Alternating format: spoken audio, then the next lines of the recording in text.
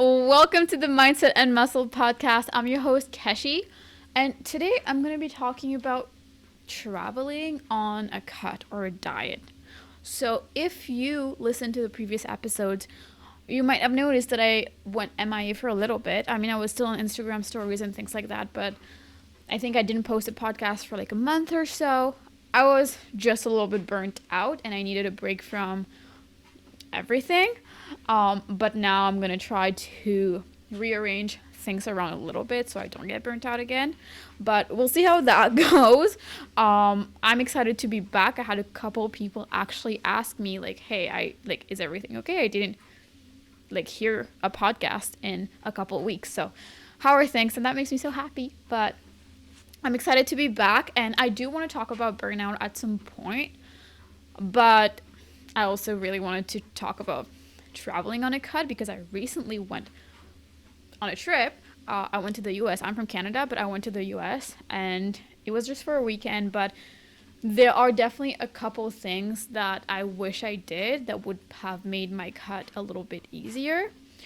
Or even if I tried to plan ahead, I didn't really plan for after my cut. And that will make, not after my cut, after my trip, sorry. And that will make a little bit more sense as I'm talking about it, as I'm giving you the basically what to do. But then maybe next week I'll talk about burnout and things like that. I really do want this podcast to be about more than just fitness, like really incorporating the mindset aspect of it, even some episodes about confidence and everything like that. If you have suggestions or things that you want to hear from me, definitely put them in like the little, I have a little question, like a poll, not a poll, a question box. Let's just say that just ask you like what topic do you want to see next, or you could just ask me a question or something like that. So definitely put a question or a topic that you want to hear more about. I'm not sure if that's the first or second episode where I'm working on the walking pad, trying to get my steps in while I film the podcast. We'll see how that goes. I feel like that's the lowest speed, but I'm wondering if talking and walking will make me like really tired and like panting, which would be embarrassing, or if you'll hear it. And like hopefully the mic kind of not conceals, but muffles the sound of the walking pad, if you know what I mean. Like, but yeah, if it doesn't work out, we'll change it out again. I feel like I filmed one other episode with that, but didn't end up posting it when I took my 1 month break.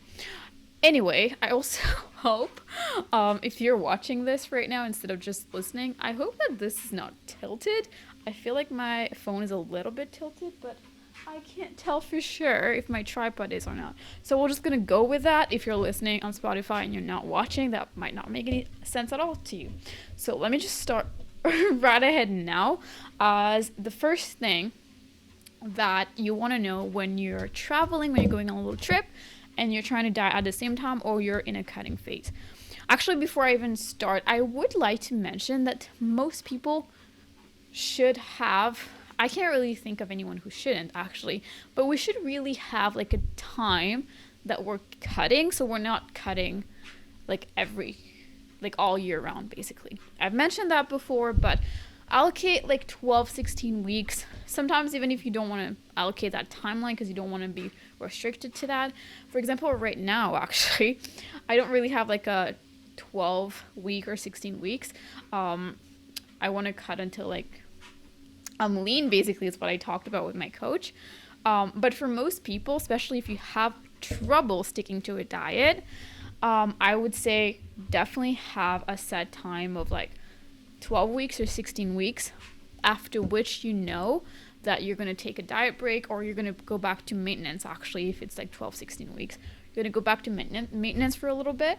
And then if you have more to lose, because maybe you have more weight to lose and you're not quite at where you want to be yet, then you can have another cutting phase, which is totally fine. But you can't just, and you shouldn't, be dieting just the whole year round. That's really not fun. And that's also where you don't want to do things that are a little bit like, I guess that's where you really go towards like the fad diets of like the few weeks and you're gonna be shredded or things like that, because you think that it's going to be that strict, or the amount of end result that you get is going to be the same. What I mean is, like, when you do those like fad diets of like 2 weeks shred or whatever, usually what happens if you're eating really, really low calories, when you go back to your normal eating patterns, you really haven't learned anything about food. You haven't been any more education on the topic of nutrition, and you end up just going back to your old ways and gaining that weight again. However, if you do it in a way where you're learning about nutrition, you're learning what to swap out, or you're learning about calories and things like that. You don't have to be controlled by calories, but just learning about it, learning how everything kind of fits, then that allows you to like slowly lose that weight when you're in your cutting phase, and then go back to maintenance, and then being able to eat more than what you're eating at your cutting phase. Because we shouldn't just be eating, again, at this amount that we're eating at our cutting phases all the time. Like, that's not how we should stay. Like, yes, your metabolism adapt down at some point, but we can make it adapt up as well, back to where it's supposed to be. Anyway, I'm not going to talk too long about that. I do tend to go in tangents, so let's just go right ahead. I've said that so many times in this video right now, or in this episode, but let's now dive into the first step if you're going on a trip, and it's to plan ahead. So plan ahead means research your destination. If you have dietary restrictions, especially, like I was vegan for 6 years, if I go to a country that doesn't have a lot of vegan options, like I have to know what my options are. Obviously, I'm not going to starve and not have any food, but maybe I'll have to go to, like, it will be very, very limited options. Maybe it would be getting my food from like fast food chains sometimes if I'm going out, or having to maybe go to the grocery store and making some things myself or whatever. Now, even if you don't have dietary restrictions, if you're on a cut, do research that little area that you're going to and try to find some healthy options around there. So I would say that plan that you're making, that will look very different if you're going there for a weekend versus like a couple weeks. If you're only going on a little trip for a weekend, and it's like a vacation or something, for a little bit, first, if you're going on a vacation, the best thing is to not be on a cut while you're there. Again, like I said, you shouldn't be dieting the whole year. So try to plan out your things, or like periodize your training and your nutrition, your different phases, in the sense that your cutting phase does not fall or coincide with your vacation. For example, I have a vacation coming up end of July, so I'm cutting right now. And I'm not going to be cutting when I have the vacation that I actually want to enjoy life a little bit more, enjoy food a little bit more, because I really don't want to have too many restrictions then, and it's also a stress mentally. So if you know you have a vacation coming up, a wedding, or whatever it is coming up, and it's not something you have all the time, sure, like don't cut or take a diet break or something like that, or just don't cut at that time. But if it's like a work trip, or if it's something that you have, like, again, just like work trips, you might have it pretty often, or it's something that lasts a couple weeks, or whatever it is, you're still just like that trip that I went to in the US just for a weekend, but it was something that I was okay cutting at the same time. It's not like a vacation. So in that case, when I'm planning, if it's just that weekend, even if I eat out a little bit more, it's just a weekend, so it's still okay. However, if I was there for that work trip or whatever it was, but it lasted a couple weeks, then instead of going out and eating, both for my health and like my weight loss phase right now, and also for my wallet, I would probably prefer if I cooked most of the meals. Now, when I say research or plan, look up not only the menus of the different places that you might be going out to. For example, there's a restaurant that I actually went there like 3 times, I think. And I found it when I was going even before, but it was super close and it was like super yummy food too. And I wanted to try out a couple of their options, but I already kind of planned, okay, I'm going to have, like, this restaurant has like grilled chicken, for example, like they have like a steak or something. Whereas this other place is mostly just very much like deep fried foods or whatever. Like, you get what I mean? Like, if you know you can find healthier options in some places, just a little bit of planning can help you get a better idea. Planning will also help you know what grocery stores are nearby, or maybe even planning also includes where you're gonna stay.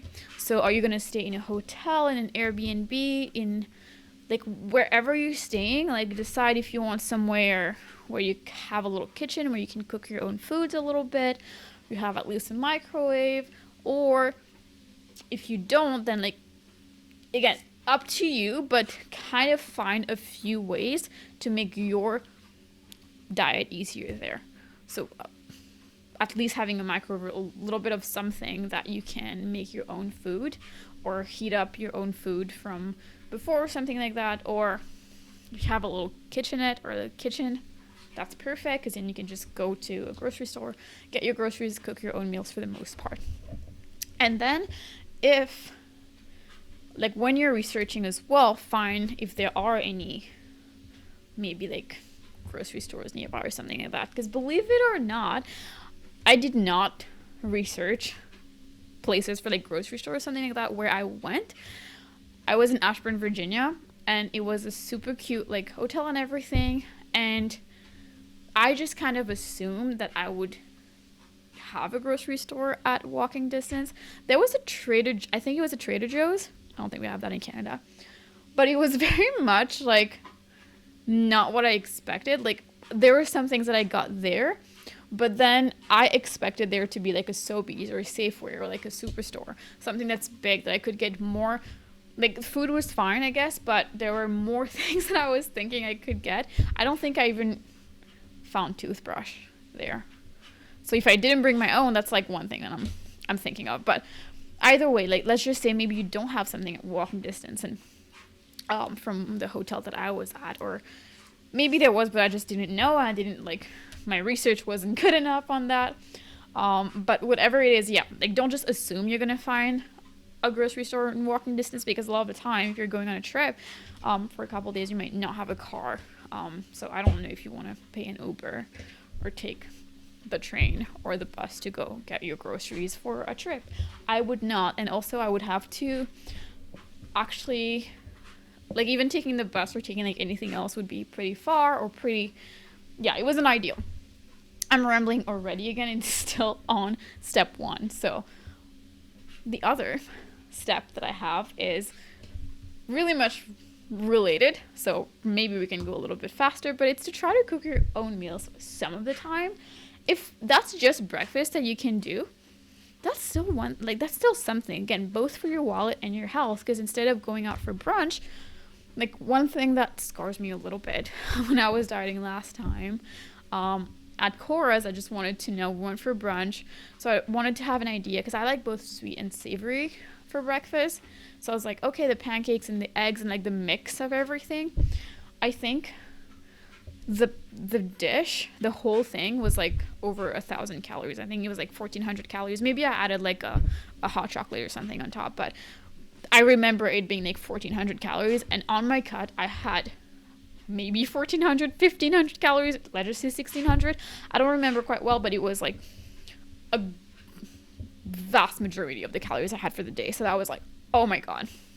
So even my maintenance calories, if they are like, let's just say 2,000, that if I'm already eating breakfast, that's over half of my daily calories just to maintain my weight. Obviously, when I'm going to be adding lunch and dinner that I'm probably still going to have outside, it's a lot. And not just maintaining the weight, I'm not going to be able to cut, but also I'm probably going to gain weight then. So if you can make at least some of your meals at home, even if it's just one, it could be a salad, it doesn't have to be a salad, but like if it was, again, for breakfast, overnight oats, if you have like a mini fridge, you could make overnight oats. You could have toast and then just, I don't know, just bring some protein powder, have a protein shake or something like that, and then bread and like an avocado toast, or I guess I would also be higher in calories, but it could still keep, I would say, like, do something that you like that would still keep you full-ish. So something that's higher in protein still. So you could have your avocado toast and something. I'm just saying now, if I'm saying avocado peanut butter, people can go ham on those, and then that could be a lot of calories too, but it's still fine. I love avocado toast. I'm just saying making some food at home will make it a lot less calories than if you were to have everything outside. So yeah, or even again, like I said, if it's not for breakfast, if it's for lunch that you want to have a rotisserie chicken or something that you can just buy at the grocery store and then just have that. Again, some salad, just some bread, whatever it is. It can still be a nice meal. It doesn't have to be something that you hate eating, but it might just not be restaurant meals for all 3 meals of the day for all 5 days that you're there or however long. Now, the next piece of advice is that in the way? The next piece of advice is to incorporate protein and fiber when you're eating out even. So when you're eating out, instead of always getting things like pizza or pasta, which you can totally get, that's totally fine. I love pizza. But if you are on a cut and still want to be on a cut, then I would say prioritize meals like grilled chicken or like a steak or something. That is high in protein and also high in fiber. So you could have, again, salads or other vegetables like roasted vegetables or things like that, because those would keep you fuller for longer rather than just eating things that are low in protein and fiber. And also, if you're on the trip and you can't really work out much, having enough protein is also important. So I mean, you're not going to lose your muscle in a couple of days, but I don't know how long you're going to be there for. If you're there for like a couple of weeks, like more than 4 to 6 weeks, make sure you're getting plenty of protein to really minimize the amount of muscle that you're losing if you're not working out at all, especially. But just in general, being on a cut just makes it easier for us to lose muscle. So if you're already on a cut, might as well just be eating a lot more protein. But just in general, it does make us a lot more satiated, and fiber as well. Point number 4 is to practice portion control. So you can still have those whatever you want. For example, I went there and I saw for the first time frozen custard. I was like, oh my god, that looks so good. Or there were a few like local restaurants that I really wanted to try. I didn't go to Pizza Hut if I wanted pizza, but if there was like a local pizza place that I really wanted to try that thing, sure. But then I eat in moderation. So even if that means I have to get 2 things, I could get my pizza and I could get like something else of like grilled chicken or something, or like a salad, like a chicken salad, maybe with a sauce on the side. So I could put a little bit of sauce, but not the whole thing, whatever it is. So then I can have a little bit of pizza or and then a little bit of the other food instead of just the pizza. Or just in general, practicing portion control. I notice I have to do that quite a bit with things like fries, because sometimes we get like a little bit of steak, and then for like steak frites is what it's called, and then a whole lot of fries. So if I'm not paying attention, I could very easily eat all of those, but that's where portion control really has to come in. And you can even like, in terms of dessert, you can come back a little bit on those. Or again, like that frozen custard that I had, it was so good, but it was a lot bigger than I thought it was, and I already went out and ate something else. So what I did was just not finish the whole thing, and that's okay. I know you paid for it and it's delicious, so you might want to, and that's okay if you do. And that's the thing. I'm not saying you have to do all those things. I'm just saying take whatever kind of things that hurt you the least to implement. Like if it would really break your heart to not finish that ice cream, just finish it. It's fine. But then again, if you kind of still eat all the pizza in the world and all the pasta in the world, don't eat protein at all, don't eat any fiber, aren't even drinking water, like you're not doing any of that, still eating loads of ice cream, but then you kind of complain about not being able to lose weight, that's where the problem is. Like, just know and be realistic of kind of your expectations and the effort you're putting in. Again, I'm not telling you to not enjoy life, to not enjoy your vacation, to not enjoy your trip, but if you want to have as best of a cut, or like at least maintain your weight, or even drop a little bit of weight while you're on a trip. I'm just saying some things that you could change to make that possible still. And I didn't even do a lot of these or all of these while I was on my trip too, because I'm not perfect and sometimes I just want to eat out more. That doesn't mean that those wouldn't help. So I will tell you like some things that I did, some things that I didn't, maybe a little bit later. Actually, I'll say it now based on what we talked about already. I did practice portion control. I did get my protein and fiber in, but I didn't really cook. I explained kind of why. I kind of didn't have like as much as I thought I would. And planning ahead, it was kind of like a 50-50. I planned a little bit, but I guess not enough. I also didn't plan for when I was back from my trip, which made the week after my trip, I gained weight. Actually, I gained more weight on the week during that week after my trip than the weekend of my trip. So I'll talk a little bit about that in a minute. But for now, the fifth step, and I did do that too, is to stay active.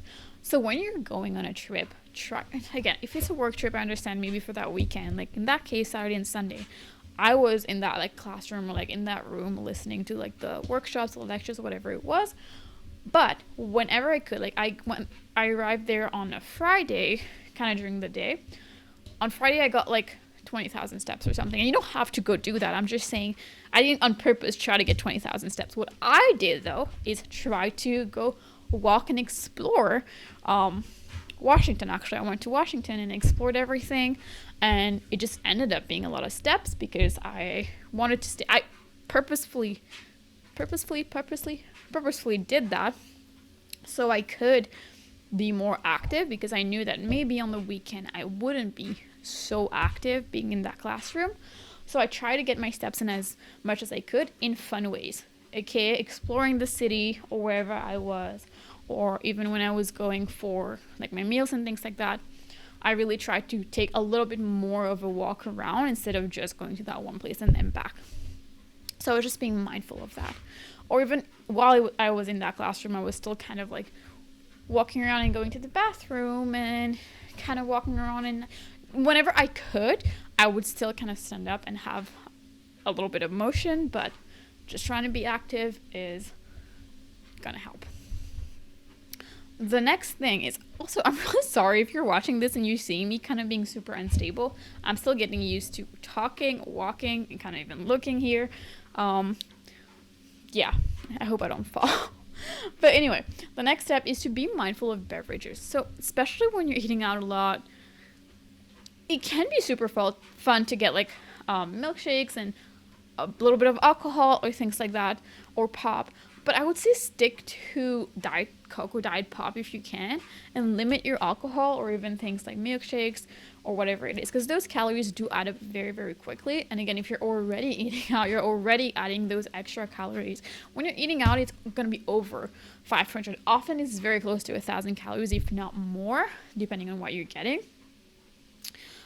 So, and that's fine. But if you're adding those calories from beverages, which are not going to keep you full or make you full whatsoever, then it adds up very, very quickly, and you can find yourself gaining a lot of weight after that vacation, which then makes you kind of feel bad for even going on that trip, which we don't want. Again, we're setting our expectations to us to how we want this to be. If you're going out for a weekend or a week or 2 weeks in Mexico, and that's like your vacation for the year, that's what, like, you're going there on purpose to have the best time ever, maybe again, don't be on a cut then. And then whatever weight you gained, we'll work on losing it after. But this, again, I'm really trying to nail that point in. Nail that in. I'm really trying to put emphasis on this point that you don't have to diet, and it's better if you don't, if you're on a trip, if you're abroad. I'm mostly saying abroad, but it could be, I guess, in your own country too, just a different place. But again, if you want to cut, then this episode will apply to you. If not, then you can just enjoy your trip and have fun. And that's actually the bonus tip that I have, is to just allow yourself to have a little bit of fun, whatever it is, whatever you're trying to do. Even if you're trying to cut, if you're trying to be as good as you can on that cut, don't be too rigid that you kind of have your whole trip about food. Do try to enjoy that time there. When you're exploring, don't just make it about, oh, I have to get my steps in. Make it about actually exploring, actually having a good time, and don't let food necessarily be the focus of your trip. I feel like for a lot of us, food is really sometimes too much of an emphasis. Like, it takes too big of a part in our life. Like, it's really fun, and it's not just for fuel. Of course, food is something that, you know, brings us together. Like, we enjoy food like with family and friends, and it's like a social thing as well. But don't just let food control your whole life. You don't have to think about food the whole day, whether you're in a cut or not. I know it's a little bit harder to not think about food when you're in a cut and you're kind of a little bit hungry all the time. If you're starving all the time, that's not good, but you might be a little bit hungry more often, and that's okay. But try to not make your life about food or your trip about food. So getting kind of outside of that, trying to have fun, and there's other ways to have fun than food too. So try to find those things to keep you busy, to allow you to have fun. But then also, when you come back, have a plan, and that would be in the planning stage. Have a plan of what's going to happen basically when you come back. Because again, if that's just the weekend, it's probably fine. But for me, when I came back, and it was on a Monday night actually, so like actually Tuesday morning at like 1 a.m. or something. But then I didn't have any food prepped for Tuesday until the end of that week. So I ended up just kind of trying to eat as I go, kind of like figure it out as I go. But I not only didn't have food prepped, I didn't really have any groceries at home. And after I came, I don't know if it's the jet lag or anything, I was just super tired trying to catch up on everything. I was really drained, again, really exhausted. So the last thing I wanted to do was go out and get groceries. Also, when I left Edmonton, it was sunny here, and then when I came back, it was snowing. There was actually a snowstorm that happened during that weekend. So I really did not want to go out in the cold and get any groceries or do anything like that.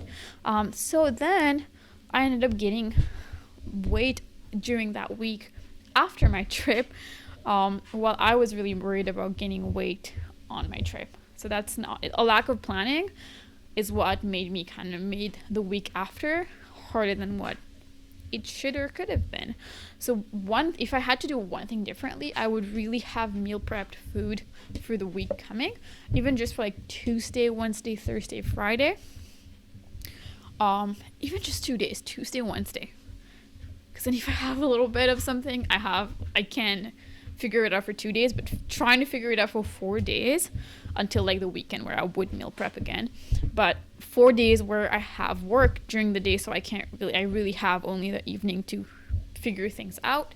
That was not fun, and that was really stressful. So yeah, I would have meal prepped and put those in the fridge, and then I would have had my meals for that week, and I would have dropped weight again. But that's totally fine. Now I'm getting back on it, so weight is dropping again now this week. So you know, it happens, whatever it is, even if the weight increased, whatever kind of happens in terms of the scale will probably still go up a little bit after the trip either way, just from like water retention, or maybe just eating more food, or maybe you gain a little bit of fat too. Whatever it is, that's fine. Now we kind of start there, and we don't keep reminiscing, or we don't keep looking back at the past or at the trip or how it was. We just start from, okay, now I'm back, now what? We don't feel bad for ourselves, we don't feel like the victim or anything, we just move forward. It's always about moving forward. Now, one thing that I forgot to mention when I talked about protein is bring your own, if you can, like bring your own protein shake. I mean, the little protein shake, or even the powder if you want, or get some there. If you're getting some there, you probably don't want to get like a big protein powder, but you can get those like protein shakes that are already made, like the Premier one, or I'll try to put some links in the description, or like the Fairlife one, or things like that. But protein shakes, protein bars are really going to be like your best friend to get that protein in, especially if you're going out and you're getting a lot less of it. So that was kind of like a final tip, but that's pretty much it. So I hope that was helpful. Let me know if I also kind of like re-listen to it. I do feel like I was stuttering a lot more. I feel like it's from walking on that as well. I'm not sure. I'm open to feedback though. I say this and then I'm so sensitive. But no, I do like to know, because I don't have to be walking on there while filming a podcast. But if I could, and if it doesn't actually affect the quality, then I might. But either way, I think that's it for today. Let me know how you like it. Let me know if those tips were even helpful. Next week, I'm thinking of having the episode on burnout. Let me know if that's something that interests you or not. I have not planned this at all. So I don't really know if I'll have much to talk about. Sometimes I think that I don't have much to talk about on a topic, and then I start like talking about it, or even like jotting down a few bullet points, and then I have so much to talk about. So we'll see. In terms of guest podcasts, I have I think 3 lined up now. I was supposed to have one today, but we rescheduled it for next Thursday. So then that will probably go out in 2 weeks. So when I edit it and things like that, so I'm super excited for that. And then I might have one, again, we might have kind of like 3 weeks of guest podcasts after, or I'll see. I might even have like guest podcasts and then solo and then guest and solo. If you have any preference, let me know as well. I'm hoping to be back, even if those, I might keep some of the episodes a little bit shorter. Honestly, I never try to put a timer on it. I have no idea how long I've been speaking right now. But it's sometimes some topics I just have more to talk about and others less. But I feel like I would like to keep it at 20 minutes in general for most episodes. Even 15 minutes, because then it's quick, it's done. You get that value and you're out. But I also like to listen to podcasts a little longer sometimes. So as long as I'm not rambling on in that episode too much, if it's more value, that's still fine. But for now, again, thank you very much. It's March. So let me actually say that. It's the first week of March. So I have a recipe subscription, in case you didn't know. It's $12.99 a month, and you get 15 new recipes every month. This is so delicious. The ones I have this month, they are not only macro friendly and delicious, but they're also convenient is I guess the word that I was looking for, and super easy to use, because you have the MyFitnessPal barcode. Not only do you have the calories on there, but you have the barcode that you can literally just scan, and it will appear it will show up in MyFitnessPal. You can just log it. So it's super convenient. Again, 15 new recipes every month, and they go out at the beginning of the month. So the March one is out. Again, $12.99. I will put the link in the description below as well. I feel like I should do a much better job at marketing this one, because it has tons of value. My coaching clients do get it for free.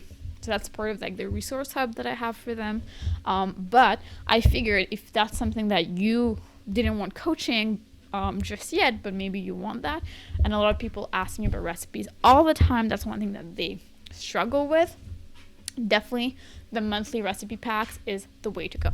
So again, link for that in the description below. And now I'm really rambling on. So bye for now, and I'll see you next week. Bye.